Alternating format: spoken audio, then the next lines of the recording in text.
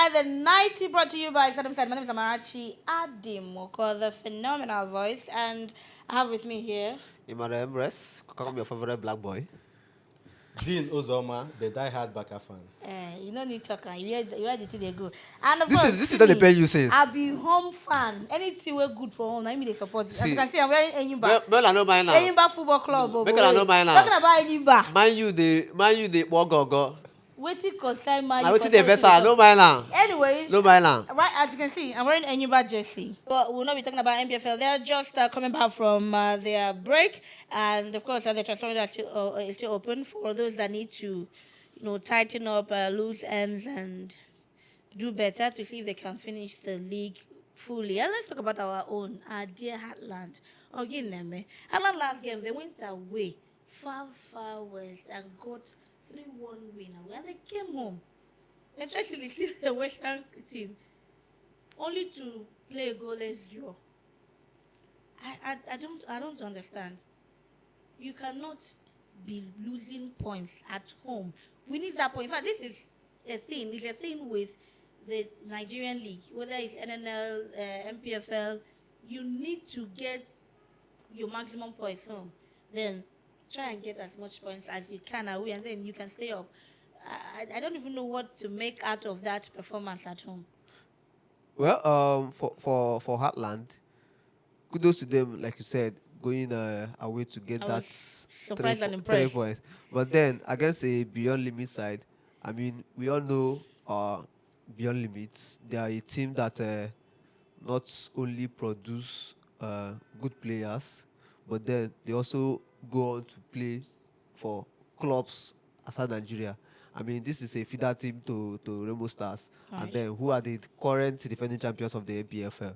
So if they can come here and get a draw against Heartland, I mean, it shouldn't be a surprise. After all, Heartland went away to also win 3-1 Maximum away. 3 points. Do you understand? So, but the only problem there is, for the NNL this season, it's no longer a matter of 2 teams going on to play the No, actually 4. 4 teams going on to play for the Super 8. Do you understand? Even if you don't win your own group, but if you finish second, you can still go on to play the Super 8 and then go on to qualify for the MPFL. Yes. Now, it's only one team from the different groups. Yeah. Do you understand?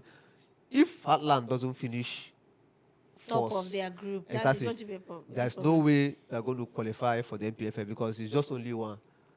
Do you understand? No more Super 8. Do I feel? They Do can do it. I think they can do it?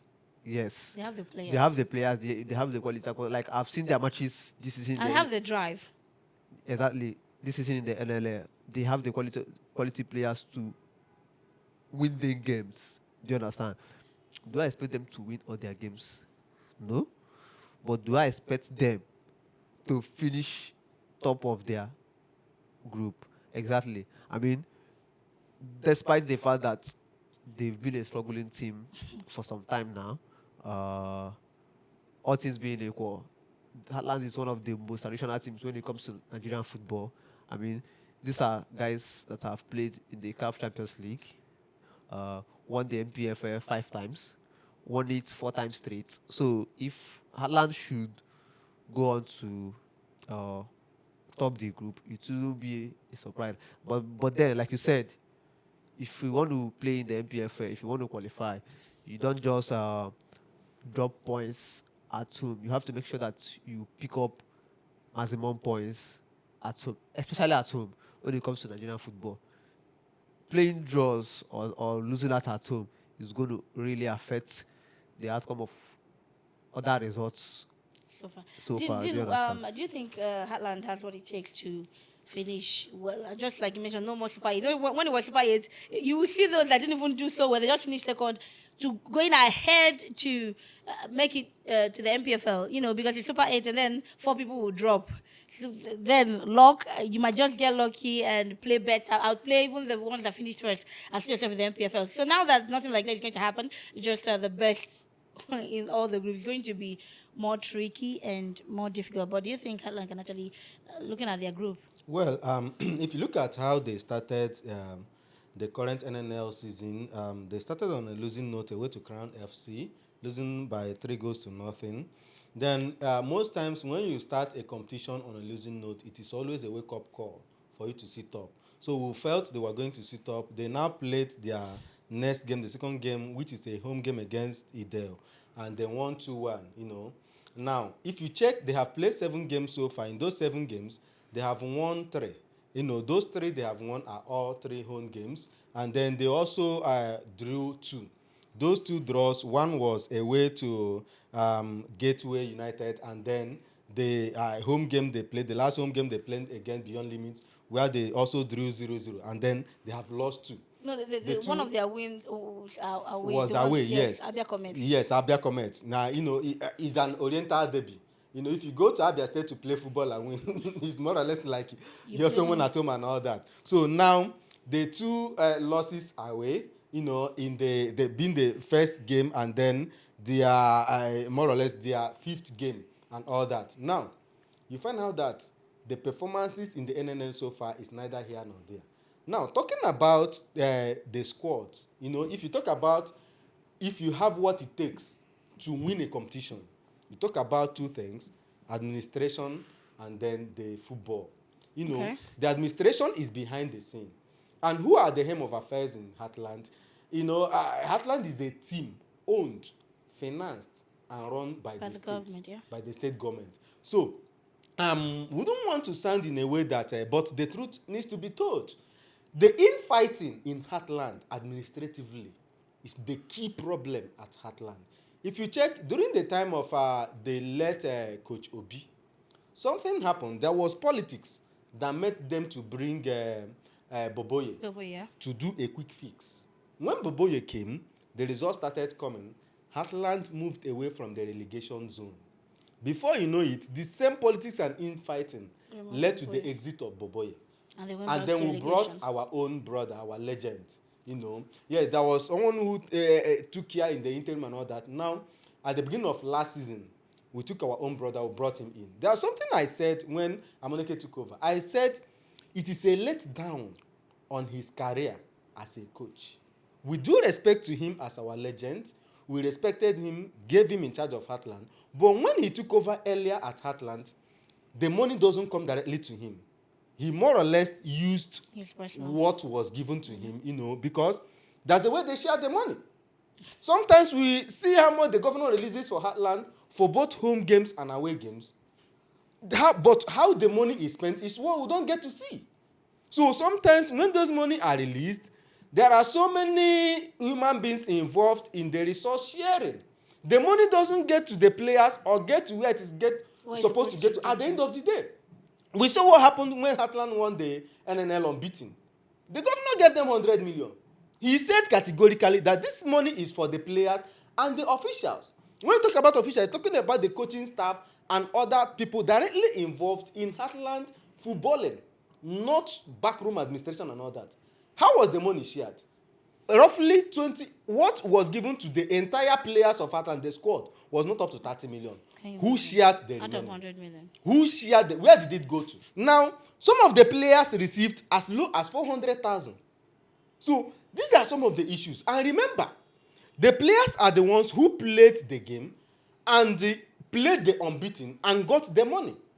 It was a thing of pride for the state. That was what made the governor to give them that money. Yes, we know that the NNL is the second division of football in Nigeria, but for the fact that they didn't lose any game until they won it, they were impressed, and the state governor rewarded them.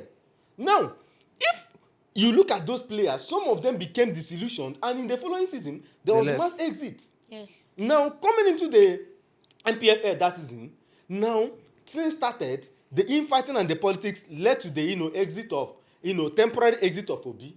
Boboye came, did a quick fix. Before you know it, Boboye left again. The infighting continued, the politics continued. And this politics we are talking about, it's all about resource, it's all about the money. Mm-hmm. Now, at some point, our brother who is in charge of Heartland currently, our own legend, Amoneke, the money started coming directly to him. The governor understood what was happening and all that. And now directly the money goes to Amoneke.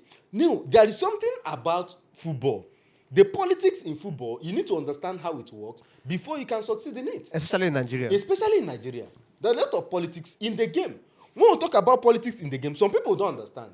In Nigerian football, I've talked about sometimes when some referees get used to the faces of certain, coaches. There's also this issue of, referees, they belong to a different association. They are like hired laborers in football. You go to the referees association of that particular, federation or confederation, and then invite them. They will now assign players to each games. Sometimes in the past, part of the politics we talk about in football is sometimes the referee FA leaders, some of them are, more or less, rubbed their palms and all that, like, you say this one is for your cola. Egunje. So when a club or somebody representing somebody comes, gives you something, you understand where it is coming from. Before you can send a referee to any match they are playing, away or home, you should understand the kind of referee you send to them. I'm not saying you send the referee and give him any instruction, but in anything there are some, particular personalities, and these are some of the issues that militate against us when we talk about selection of referees and that our referees don't go far. So these are some of the issues. So before you can understand this politics, you might be a statesman who doesn't want to play dirty. So you want everything to be the way it is. Sometimes if you are following it the way it is written in the law books, the result may not go your way. So to me, Heartland in the NNL, some of the clubs they are playing in the NNL are not familiar foes. Sometimes in football, if you know that you are Heartland FC, you are playing Rangers International, you know their antecedents, you know them. Exactly. You are playing Enyimba, you know them. But sometimes they are going to play Abia Comets, Beyond Limit, and all those things. Sometimes before you can understand them, they will bring you to their game and beat you there. Because sometimes it is said, don't argue with a fool, he will bring you into his own system and defeat you. I am not saying, with due respect to all those clubs that have been playing in the NNL year in, year out, they are there. That is their level in football. You coming down from the higher division of football, you should be more experienced. You should be worried. Sometimes there is also this issue of underrating.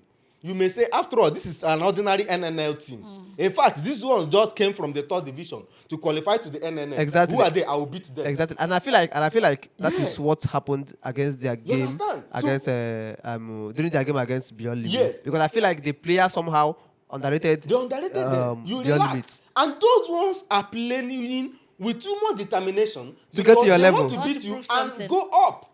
Even if they get up there and say there's lot, Obasa, it doesn't not your concern you. business, But the right. thing is, they want to make history that they have qualified for the MPFL. So these are some of the issues. So to me, 7 games so far have been played in the NNL. We have about 9 more to go. So Heartland occupy the 3rd position in their group right now, which which is not looking good. So what will Heartland do? As he rightly pointed out, win all your home games, avoid defeat away. That is the way to go in Nigerian football. Any draw in your home game will go along. That 2 points you lost will go a long way to hunt you. So to me, Heartland has all it takes in terms of management. The money is there.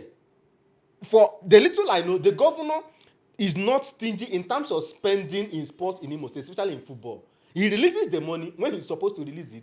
They should use it judiciously, make the players happy. Let Amuneke redeem himself, because we are respecting him because he's not. We are not dragging him enough because we are respecting him because he's a legend. He's our own brother. So Heartland should come up. NNL is not our level. We have a dream that we want to have 2 clubs from Imo State in the MPFL next season. Whether that dream will come to fruition is It might not even be on the part of Heartland. Talking about management and sharing of money, NFF don't swear say the enemy is going to use them against the fans and lovers of Super Eagles. Because tell me why every time, every Eke market day, we are talking about match bonuses withheld. No, why? Why? This almost cost us this match against Algeria. Yes. And history has shown that anytime Super Eagles boycott training because of match bonuses, they go ahead to lose that game. Thank God the captain, now he's showing capacity. He saw what was going to happen. He said, if NFF does not pay, I will pay. That is not Let's capacity. go to training. That is not capacity. But it's something. I'm Standing coming, in the gap. I'm I don't, coming. you know what it takes? You know how much that Let money me- is? let me- Saying let- I will take care of it, even if there's no pay. I'm Let's coming. go to Let me tra- tell let's you go why for I don't training. like what he did. The thing is this: if he pays that money, then what happens to the ones the one NFF is supposed to pay? No, they will reform it now. What are you saying? Refund who? It's not like that thing he was made public. Yes. What are you He saying? did that because he was his team's Yes. captain. I understand, Yes. but then I And there's don't no like. way if he had done that, NFL wouldn't have Yes. reimbursed No, him. No. Wait. Mikel did that. Up to today, NFF Yes. hasn't have. There's something here. There's something I want us to correct here. In Nigerian football, there's a way football in Nigeria is being financed. If you come to this thing we are saying NFF, it is not NFF's responsibility to pay those players their match bonuses. In Nigeria, NFF is the apex football governing body in Nigeria. Right. But there is the National Sports Commission that they answer to. The presidency, if they are releasing money from the coffers of Nigerian government for sports or for football in Nigeria, that money goes to the NSC. National Sports Commission, the NSC. It is now the NSC that says, basketball, this is your money. Football, this is your money, and all that. Now, the money that NFF pays is what you call the boarding fee. Like, there's what you call that money. That one, they have paid it since. Like, when they call you up, you come for camp fee. That's what we call Yeah. it. That one is for the NFL, and they are not owing. So, if you hear that Nigerian players are owed match winning bonuses and all that, it is from the National Sports Commission. And you know, one of the issues we have in the country is we don't use people who know and who understand sports and understand football Always to run them in the. Imagine when pegs you in the square use holes. ex-players like JJ Okocha, Ibeba, to run football, put them in charge of National They Sports will Commission. understand football. These guys played the game. They understand the feelings of players. They will know the importance of releasing money early. No matter what you say, these guys are defending their national colors, but at the background is money. You know, They some people- cannot come and defend their national colors finish and go to tell stories in their So families. some who are people were expecting saying, money. how much is the money that they are dragging? Someone like Osimhen, this one, that. It is their right. They earned it. It's their money. They earned it. They need the money. Well, I am happy they sorted that out, and that brings us to AFCON. Interesting things are happening. You were still on this show. I told you we are going to win AFCON. Mark it. I'm telling you that this is going to be a redemption to the fans, to Nigeria, and the Super Eagles as a whole. And it's really going to pave way. It's going to help us a lot if we do that.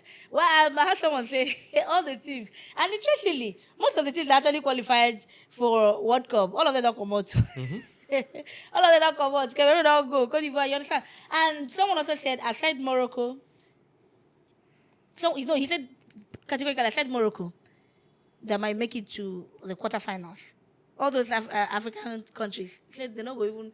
The group stage, all of them don't come out. Who they want to play? Now, watching Nigeria play Algeria, you know that these guys, this is not because I'm a Nigerian, these guys can play Portugal. They can play England. They can play any team in the world. Look at the tactics. The ease. And someone says, you know that match, we followed it live, and the person was saying, the problem of Spike is when they meet all these baru teams, baru country, they use their baru and scatter our tactics, and we'll be playing like them, and it feel like we don't know what we're playing. But if we meet a team that is tactically organized, like Algeria, like Morocco, like Egypt, and we'll play them tactics to tactics. These boys are the boys playing in England, and your own boys are playing in England. Also play in England. We'll go play together, and then you will see, say, on a normal day, Super Eagles the ball. I think what the Super Eagles have going for them is playing on a better playing surface. I mean, if you look at our games during the World Cup qualifiers, the players seem to struggle a lot because of the quality of the playing surface. But then in Morocco, I mean, amazing stadiums, amazing football pitches, and the players are very used to playing in this kind of standard football pitches. So our players, more or less, seem to find it very easy with the ball to keep the ball on the ground and play. Kudos to them. And also, I think the only for me, the positive is this: we've somehow, since our second game against Tunisia, we somehow found our starting lineup that is the consistency I was looking for. We've maintained that same starting 11 up to the And quarterfinals. it's been working for us. Exactly. Now, my problem is this. Like I said, I know say Nigerians go verse, but then I don't see us going beyond the semi-final. I don't talk say make Super Eagles no win no, but for me, if they come up for here, I no go dey surprised. Do you understand? But then, do they have the qualities to beat Morocco? Absolutely. Do they have the qualities to beat? Absolutely. Because we've proven it. We've beaten North Africans. We defeated Tunisia in the group stage. Also defeated Algeria. So if Nigerians, can they defeat the North Africans? No doubt. But the positive again is we've somehow managed to keep clean sheets in our last 2 games. That's one thing against Mozambique and against Eric and the players has done that I'm so proud of. and also our attacker also firing in at You know, Super Eagles going into this tournament, a lot of people. In fact, some people didn't even know when AFCON started due to the fact that due to what happened in the World Cup. Yes. Some people didn't know when AFCON started. They weren't even paying attention until one of us guys who they play. Tanzania. If na this is by luck 2-1. Tanzania almost play us no wala. Play second match Tunisia. Now luck now Tunisia. How you go to beat 3-0 before you know 3-2? We play Tunisia. Come on, buddy, no problem. We play Uganda with second, just like you talk now. We found our first 11. We play Uganda with the second team. Yeah. And we won. We won from goalkeeper, who's the whole the guy. Everybody who never played before played at Uganda because they were already qualified. Yeah. And in fact, that happened to be the best game so Yes. far.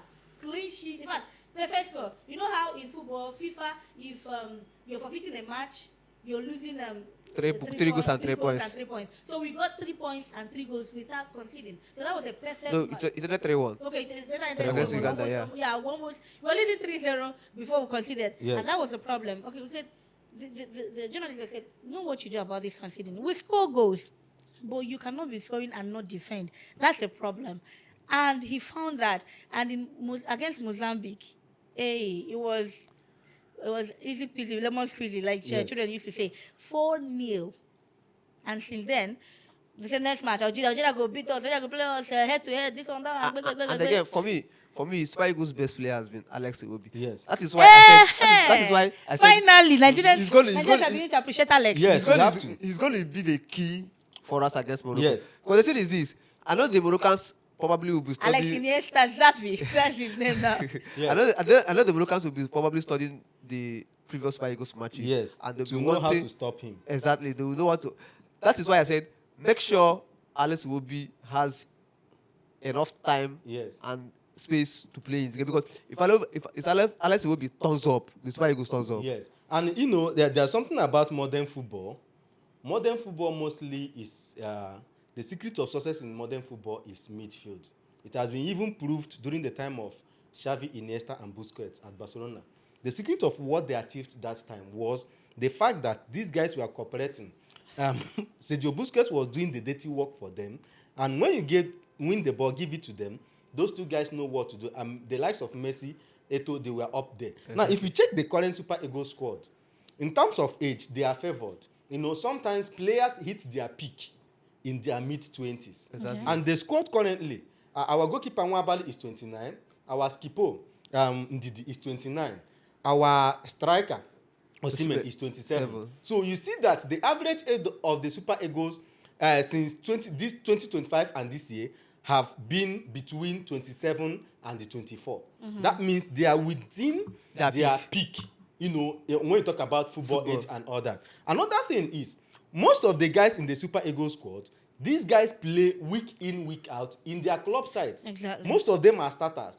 Some people didn't know the club Akko Adams was playing until this AFCON. Some people didn't know that Akko Adams and Ejike play at Sevilla. You know, and if you watch them, they always play. In fact, Akko Adams was the last 2 games he played before he came to this AFCON. He contributed, in 3 goals. I think he scored 3 goals and then 1 assist. Also scored against Barca. Yes, scored against Barcelona before he came to this AFCON. That is to show you that These are players that are informed. In fact, this time, the selection of the players, more or less, was not done that sentimentally. The only player I was reserved about his inclusion was Cyril Desas. Me, my own was Cyril Desas, and now he's not even fit. Yes, he has left. So apart from that, every other person, look at Ola Aina didn't make this because he was injured. And we didn't miss him. We have Awoni. We also have Omar Sadiq. Some of these guys are playing, but they didn't make the squad because this time they decided to select players on merit, and it is paying off. Now, the games we have played, I am not surprised because currently, Victor Osimhen happens to be the most informed African striker currently. He can even compete in the world among strikers playing currently in world football. When you talk about there's Haaland is the only person you can't before him. there is a debate Haaland going is on. the only person you Yes, can't before There is a Osimhen. debate going on. Is Victor Osimhen world class? Victor Excuse Osimhen, you? if Victor Osimhen was to be an England striker and playing the way he's playing, he should have been The best a striker top in the contender world. for the Ballon d'Or. To me, Victor Osimhen is he a world class? He's a Of world course, he's a world class. class. Is he generational? He's generational because Victor And Osimhen he's consistent. It's not is a one season consistent. wonder. You know, that was what people thought. Okay, he did it in Napoli. It was a one season No. wonder. Generational players. Do they play in the Turkish league? Generational players, where you play doesn't Wherever you matter. play, But you show yourself. in the Turkish league, Do you understand hold what on. you're talking about? The Generational Turkish players? league, which team is he playing? Galatasaray is a top team, and The biggest top team players there. like Snyder.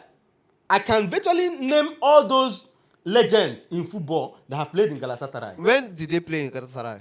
They played, most of them played in the Galatasaray. When they have gone past when we their talk about peak. the twilight of their career. Exactly. But the thing is, you know what happened in the transfer saga of Victor Osimhen between Napoli and Chelsea? Okay. Chelsea wanted to, price an asset like Victor Osimhen.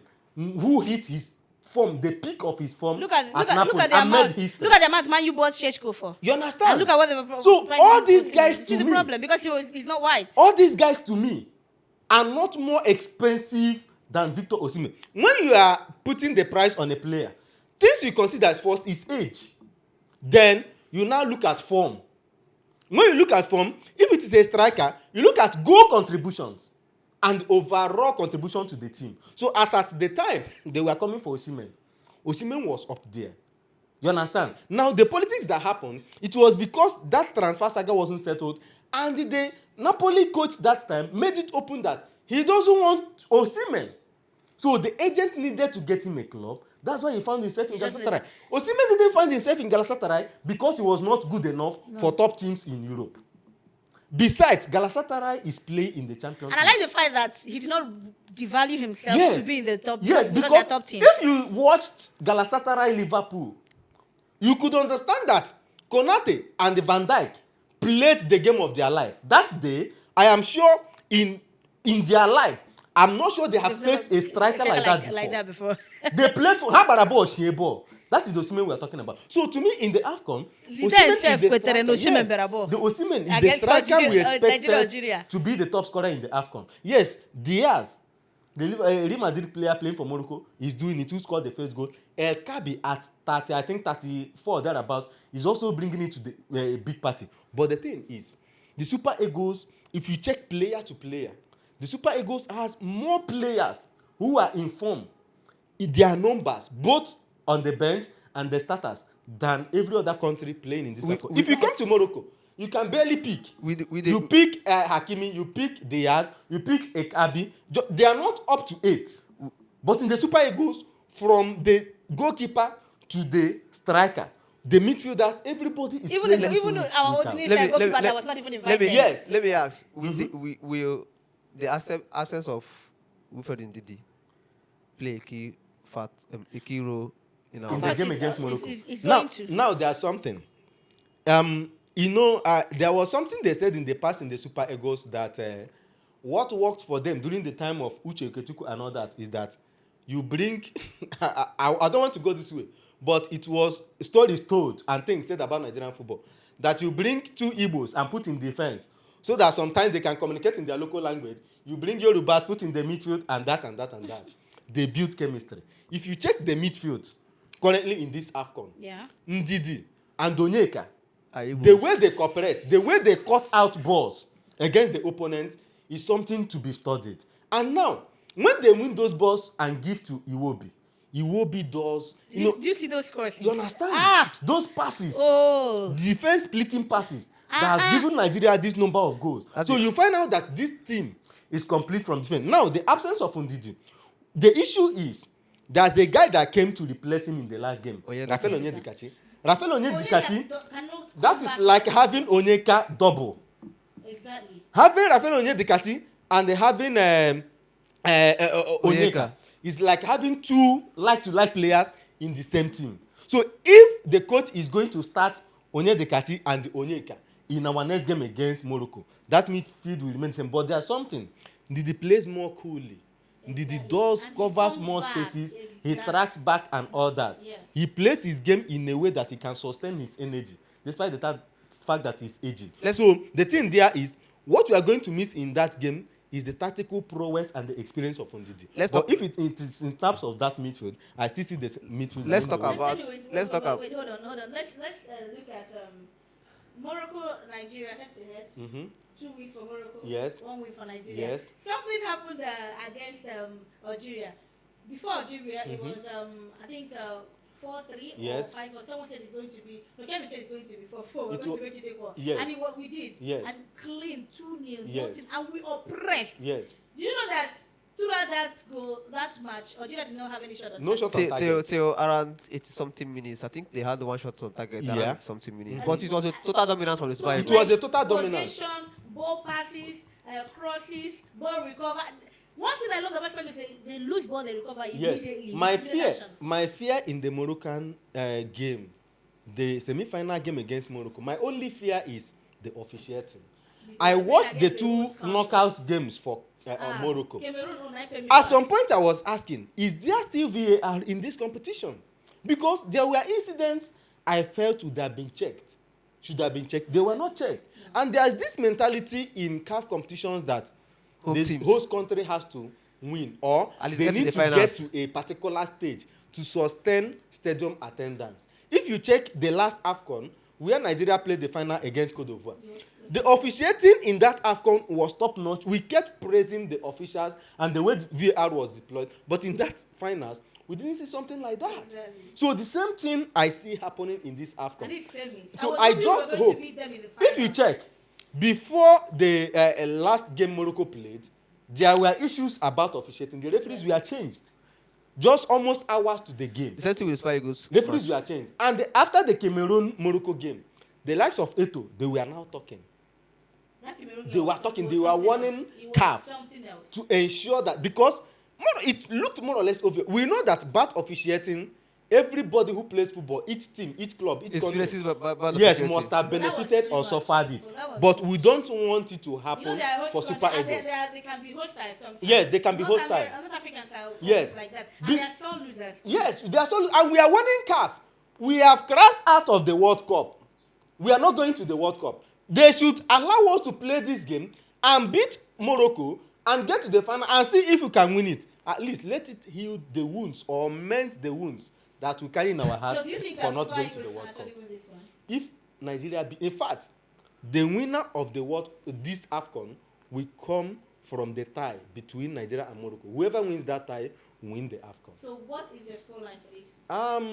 I don't always do scoreline predictions because most times they can always fail. Okay. But what I see is, if Nigeria can score first and sustain the tempo, Nigeria will win. But the secret of the game will be what happens on the wing of Rafael Onyedikachi with Diaz. If he can hold that guy, the guy that plays 3 for us. If he can, Bruno Onyemaechi. If you check the last game where they say Osimhen was quarreling with this guy, I guess it was not actually between Osimhen and Lookman. It was Bruno Onyemaechi that didn't pass to him. He was not shouting at the guy. Ndidi tried to intervene. He pushed away Ndidi, and this guy was not telling him, "Calm down, calm down." He now told him, "Don't try me, don't try me." Eventually, in the next game, that guy succeeded in giving him assist for even before the assist. Yes. He has given him he made a lot of balls. to Osimhen, yeah. So now, the way he stops Diaz from that wing. Riyaz, Because Mahrez. yeah, no, I mean the way the Onyemaechi. guy Onyemaechi will stop the Diaz, Real Madrid. okay. Diaz will be a secret. Yes, we know that Hakimi comes from this side. I don't have issues with that. Hakimi is not. Because that guy he recovered. He recovered. I think he featured in their last two games. He came from the bench, and in their last game he played full time. So he's likely going to start against Nigeria. So the secret for me there, stop Diaz from that wing, And then Hakimi. and you have curtailed them. Well, there's one person we've not mentioned. Ajayi. Simi Ajayi. Not Simi Ajayi. Basi. Okay. Osai. Okay. Okay, Osayi Samuel. Osayi Samuel. I did not see Osai. I'm like, is this Osai? Yes. Osai was giving me Frederick moves. Yes. You know, in this AFCON, I was going to miss. Frederick. I was going Frederick. to miss this guy that is injured, Ola Aina, Ola Aina. until I saw these guys at the fullbacks, and I'm relaxed. No, online, no, we didn't even miss him in the World Cup qualifiers because of Frederick. Yes. But we're like, it's going to be disaster. But when I saw Osai Samuel. against Algeria, Yes. who is this? What version of Osai is Yes, this? the guys are good. The guys are good, and I hope they will bring their A game against Morocco. Whatever happens, if the officials try to be biased and they don't use VAR well, now I can see here they don't have pure water and make sure that they officiate The the thing game is this. well. The thing is this. Against North Africans, I always maintained when you play against North Africans, I would play them. not even I play them. Make sure you don't concede first. Early, yes. Especially tournament games like this. Exactly. If you concede, They will lock up everywhere. They will lock up. because they have this thing they do with delay tactics, and it's Yeah. very annoying. Yes. And it's very. That was why Nigeria. against Algeria, Yes. I didn't want the Super Eagles to concede first, because Yes. we were missing a lot of chances, especially in the first half. Mhm. And my prayer was, hope we don't concede first against this guy, Yes. because if we concede first, No problem. They will lock up Now, everywhere. wahala. And you know, the Algeria had the best defense in the tournament. Still, they met Nigeria. Yes. Exactly. They were only able to concede only one Just goal one goal. before they met Nigeria. And not just that, they were on over 20 games unbeaten run Yeah. until that game. And that unbeaten run continues even as they play Nigeria. But one day begins a story. Yes. They may lose their first game against Nigeria. If the game ends full time without a win, their unbeaten runs Are you continue. talking about Morocco now? I'm talking about Morocco. Okay. But if they eventually lose against Nigeria, which is likely to happen if the officiating is fair. So I wish the Oh. Super Eagles all the I best. wish If we by beat God, they're Morocco, going to we are winning the score them AFCON. Goals. You know, if you like, let them use padlock their defense. I said it from the beginning, from the onset that Super Eagles are going to. You know, when you least expect them, like right now, it's just recently because they are beginning to be like, okay, maybe they want to do something and they're not paying attention. I said that some people most people like Emirates and others still believe that this is the boss. Don't be surprised. It's not a surprising thing. Because the thing is this: in the Super Eagles have reached the semi-final. Out of the last 19 editions of the AFCON, Yes. the Super Eagles have reached the semi-finals 16 times. Yes. So that was why I said, for this tournament, if the Super Eagles should reach the semi-final, it won't be a surprise. But I said I don't see them going That's what I'm beyond saying. the semi-final. I said some people like say they don't see them beyond semi-final, but personally, I'm seeing them winning the AFCON, and we're bringing it home. Yes. If they like, let them carry their laser lights. You know that's their weapon. Laser lights and be blocking our players. And it's going to be very intimidating, because that is true. It's their home, and they love laser lights. They did it with our Super The Falcons, girls, yes. and they've been doing it, but small. But now, see, they're playing today. They're going to do it and be antagonistic and all that. But we don't care. We are Nigerians. They know they trample on our spirit. We thrive no matter where we are. And we are saying Super Eagles are winning Morocco come this evening. It's 8 o'clock now, African time. Go Eagles, so high. We are bringing the trophy. Tell us what you think. What's the scoreline? Super Eagles against Morocco. Someone says scoreline is made. My own scoreline is made. We're winning this. And it's been Inside the 90s, brought to you by Stadium Side. My name is Amarachi Adimo, for your phenomenal host, the phenomenal voice.